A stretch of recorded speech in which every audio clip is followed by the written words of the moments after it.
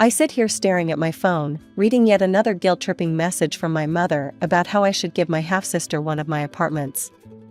The audacity of her request doesn't surprise me anymore. No matter how many times I block her number, she finds new ways to reach me.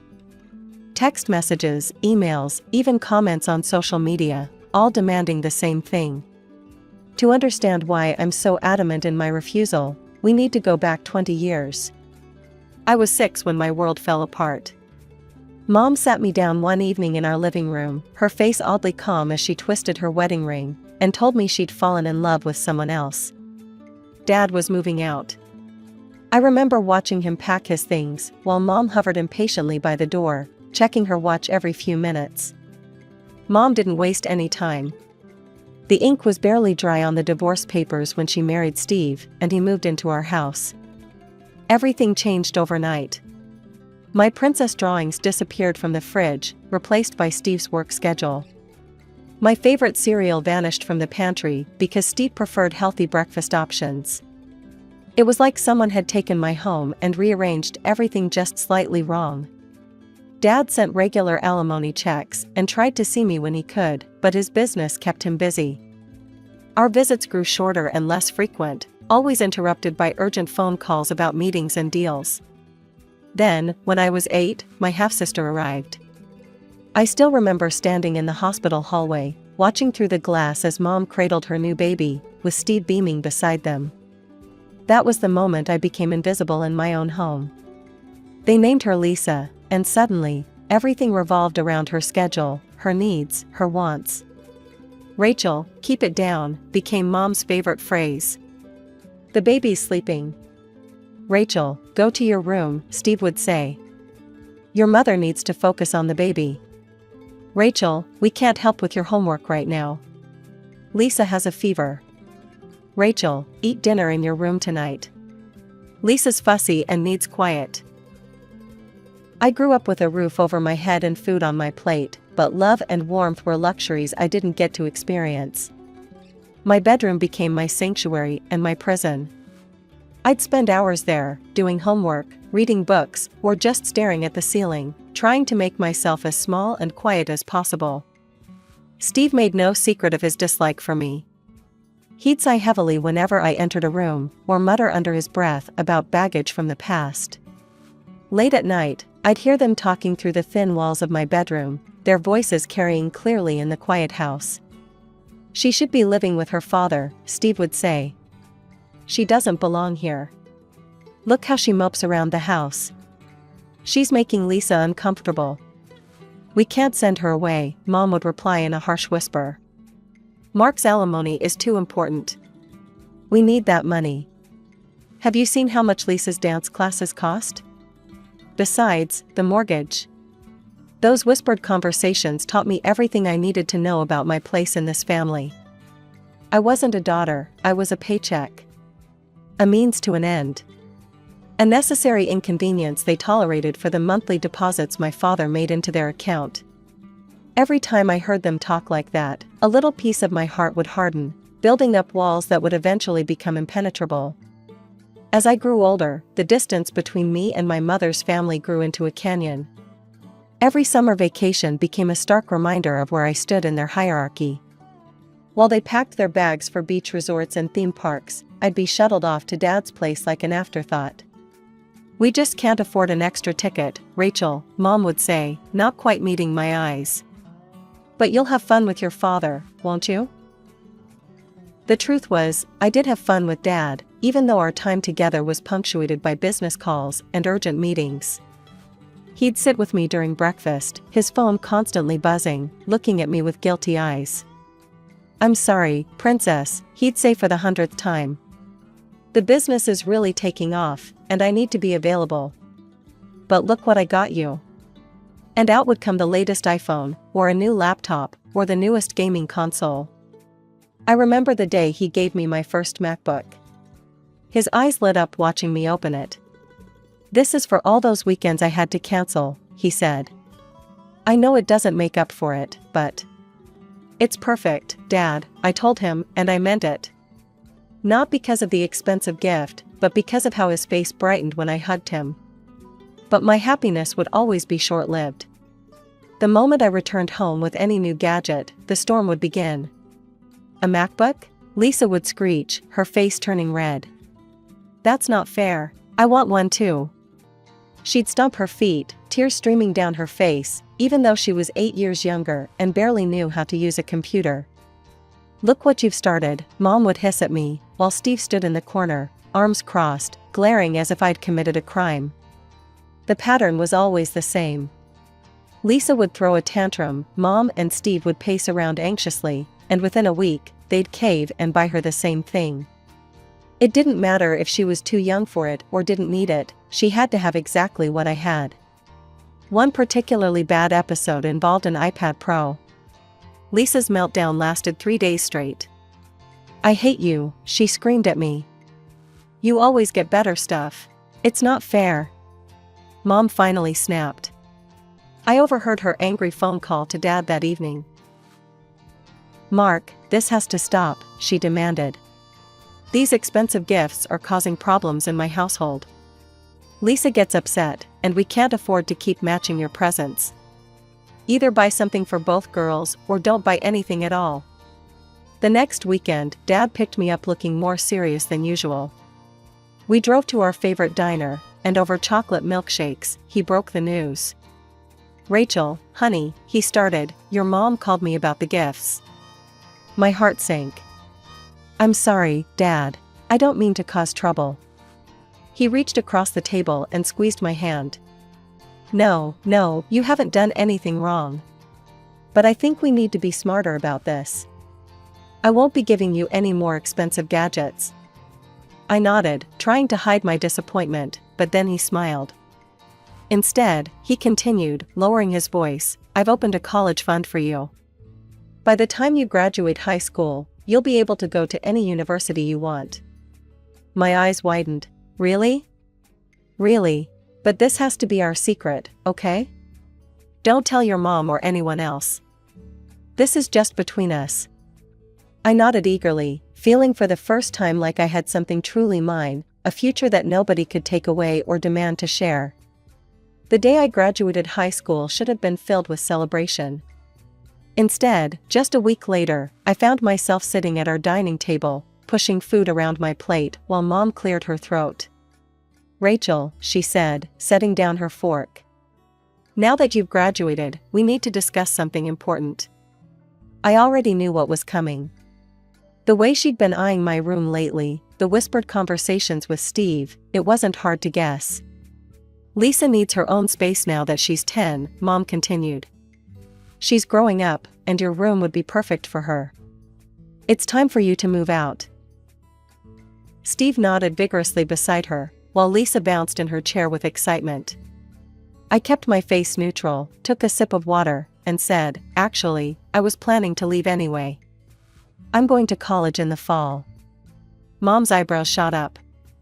"College? We can't afford that, Rachel. You know our financial situation." "Dad's paying for it," I replied, watching their faces transform. The relief that washed over them was almost comical. Steve's shoulders relaxed, and Mom's tight smile loosened. "Oh," she said.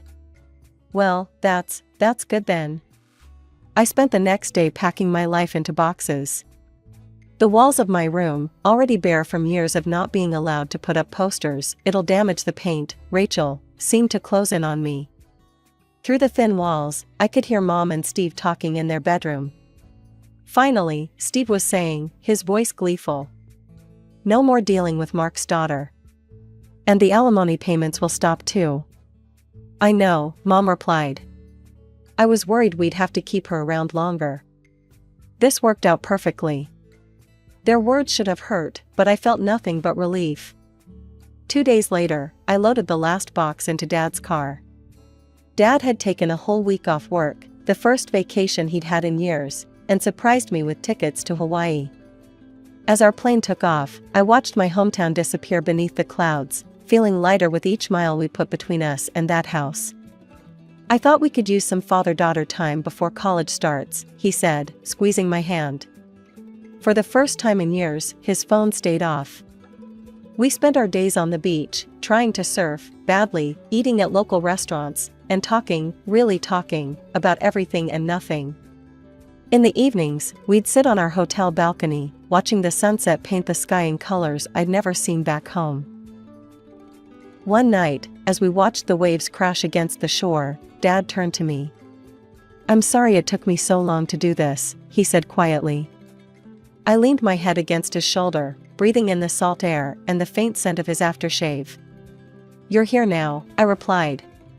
"That's what matters." College felt like breathing fresh air after years of suffocation.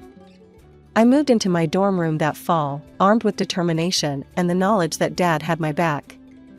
But I wanted to stand on my own feet too, so I got a job at the campus cafe, the daily grind. "Rachel, you don't have to work," Dad insisted during one of our calls. "I can send you a monthly allowance." "I know, Dad, but I want to," I replied, balancing my phone while wiping down tables. "It feels good earning my own money." Between classes, study sessions, and work shifts, I built a life that was entirely my own. My coworkers became friends, my professors became mentors, and slowly, the weight of my past began to lift.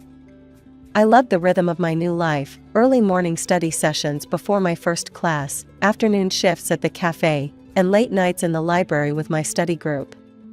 Dad's business was booming, and he bought a beautiful house in a quiet suburb. During holidays, I'd stay with him, marveling at how peaceful life could be. We'd spend evenings in his home theater or by the pool, and he'd tell me about his plans for the company's expansion.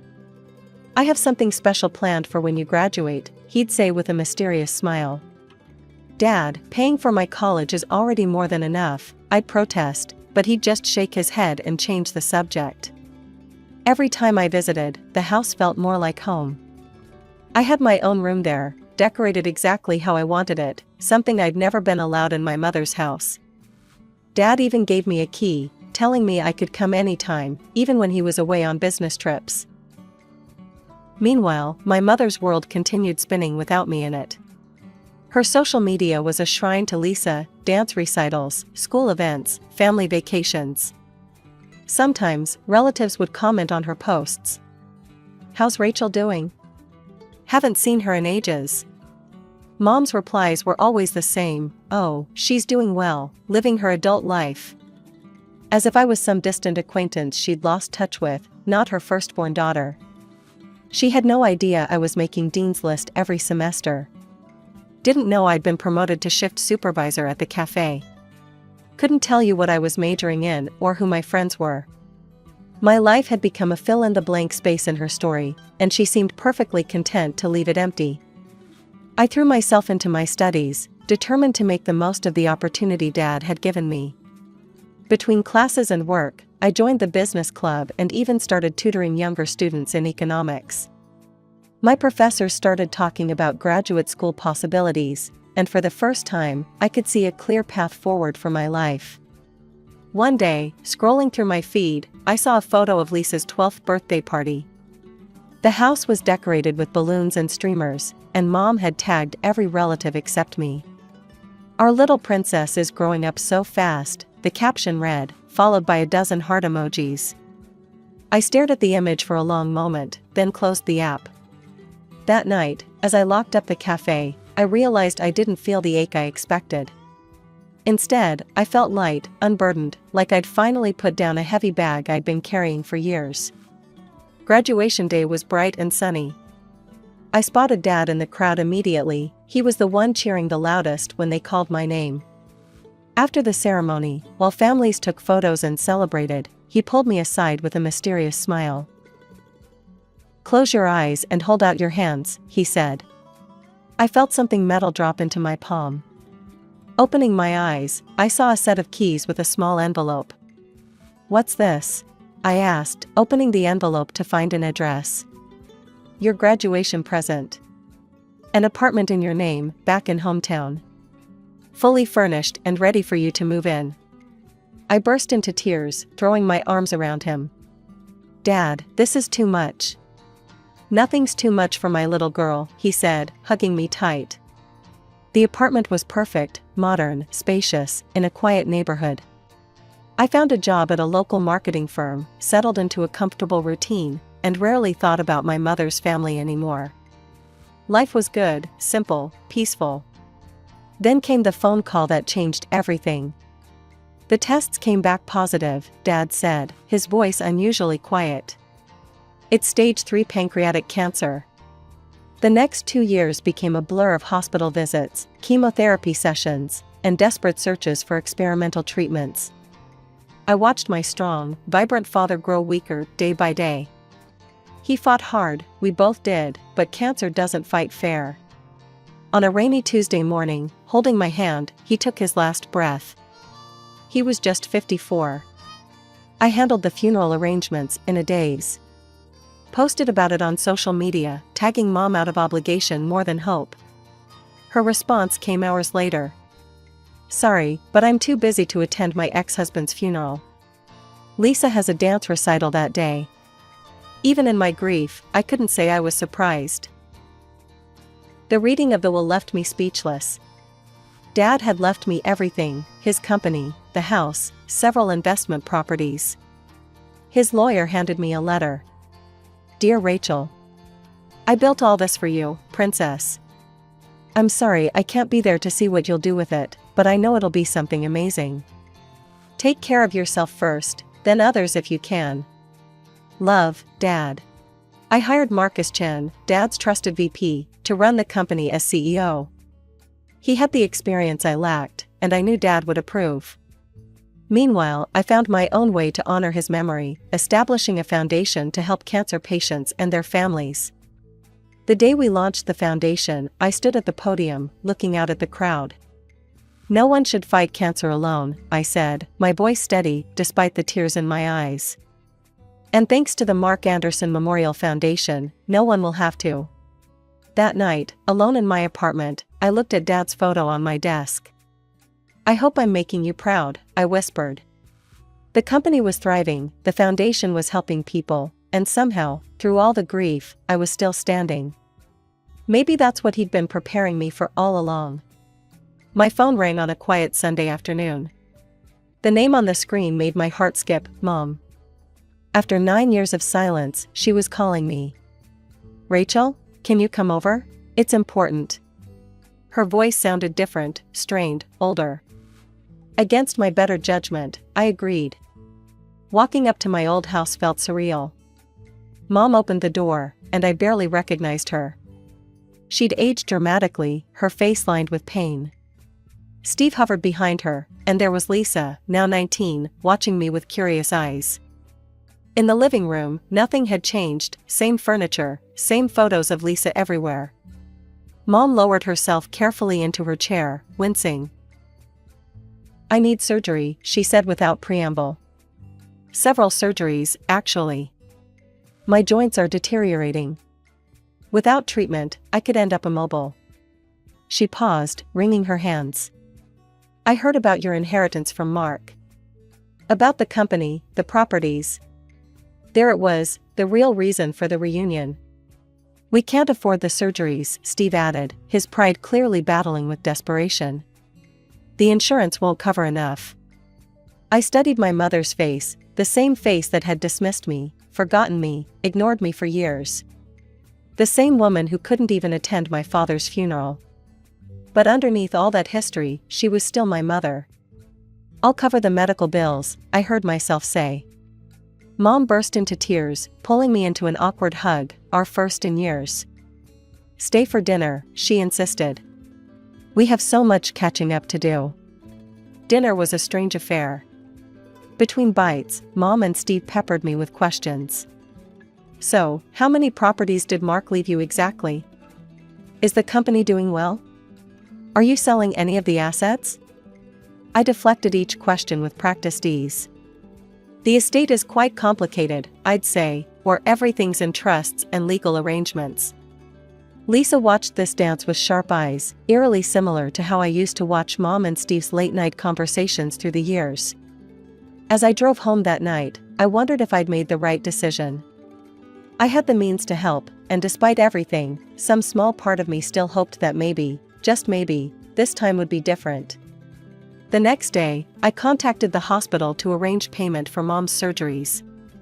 Whatever happened next, at least I knew I'd done what Dad would have wanted, being better than the hurt I'd been given. The surgeries were successful. I paid each medical bill without question, and within months, Mom was walking normally again. That's when the invitations started coming. "Rachel, come for Sunday dinner." "Rachel, we're having a barbecue." "Rachel, Lisa misses you." Each visit felt like walking on eggshells. Mom would reminisce about my childhood, conveniently editing out the painful parts. Steve would ask casual questions about Dad's company. Lisa would watch me with a mixture of expectation and something else I couldn't quite identify. "We're finally a family again," Mom would say, reaching for my hand across the table. But I noticed how her eyes never quite met mine when she said it. When the invitation came for Lisa's 20th birthday party, I decided to make an effort. I bought her the latest iPhone, top model, all the bells and whistles. Maybe it was an attempt to bridge the gap between us, or maybe I just wanted to give her something I knew she'd like. The party was a small affair, just the four of us. No friends, no other relatives. Mom had insisted on keeping it intimate, though now I understood why. Lisa unwrapped the iPhone with barely concealed disappointment. "Oh, thanks," she said flatly, setting it aside without even opening the box. She kept glancing at Mom, as if waiting for something. Then came dinner, and Mom cleared her throat in that way I remembered all too well from childhood, the sound that always preceded something unpleasant. "Rachel, sweetheart," she began, her voice honey-sweet. "The phone is lovely, but we were thinking you could give Lisa something more substantial." I paused, fork halfway to my mouth. "What do you mean?" "Well," Mom continued, sharing a look with Steve, "we know your father left you several properties. And Lisa's graduating from college soon. Wouldn't it be nice if she had her own place? You have so many apartments, surely you could spare one for your sister?" The room went silent. Steve stared intently at his plate while Lisa leaned forward, eyes bright with anticipation. This was clearly what they'd been building toward all along.